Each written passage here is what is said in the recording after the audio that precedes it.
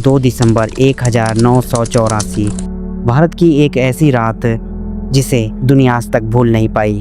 भोपाल शहर सो रहा था, सड़कों पर सन्नाटा था, लोग अपने घरों में चैन की नींद ले रहे थे।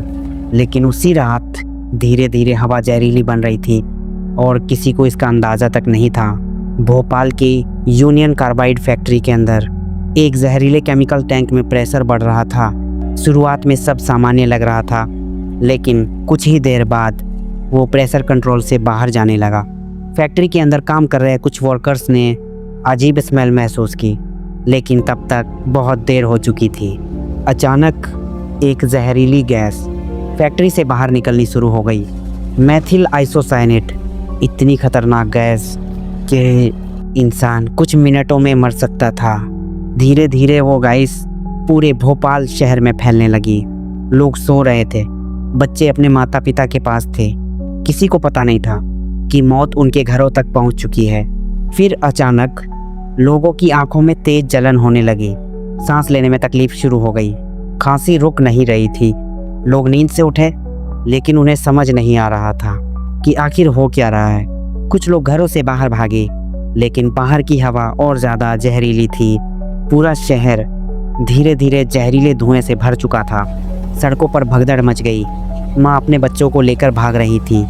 लोग पानी ढूंढ रहे थे, कुछ लोग आंखें धो रहे थे, कुछ लोग ज़मीन पर गिर चुके थे।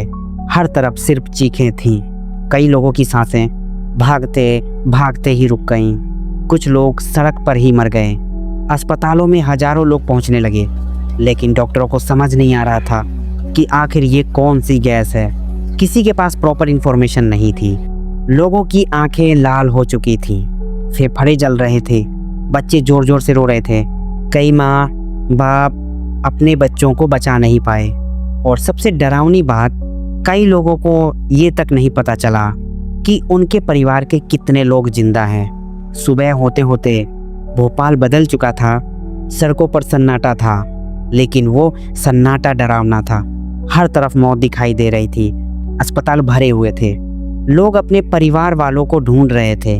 कोई नाम पुकार रहा था, कोई तस्वीर लेकर रो रहा था। पूरी दुनिया शॉक में थी। ये सिर्फ भारत नहीं, बल्कि दुनिया की सबसे बड़ी इंडस्ट्रियल डिजास्टर्स में से एक बन चुका था। लेकिन असली हॉरर उस रात के बाद शुरू हुआ। हजारों लोग सालों तक बीमार रहे। कई लोगों की आंखों की रोशनी चली गई, कई लोगों के फेफड़े हमेशा के लिए खराब हो गए। और सबसे दर्दनाक बात, इस ट्रेजेडी का असर अगली पीढ़ियों तक पहुंच गया। कई बच्चों का जन्म गंभीर बीमारियों के साथ हुआ। कई परिवार आज तक उस दर्द के साथ जी रहे हैं। आज भी भोपाल की उस फैक्ट्री का नाम सुनते ही लोग डर जाते हैं, क्योंकि वो सिर्फ एक हादसा नहीं था, वो एक ऐसी रात थी जब पूरा शहर धीरे धीरे जहरीली हवा में मर रहा था।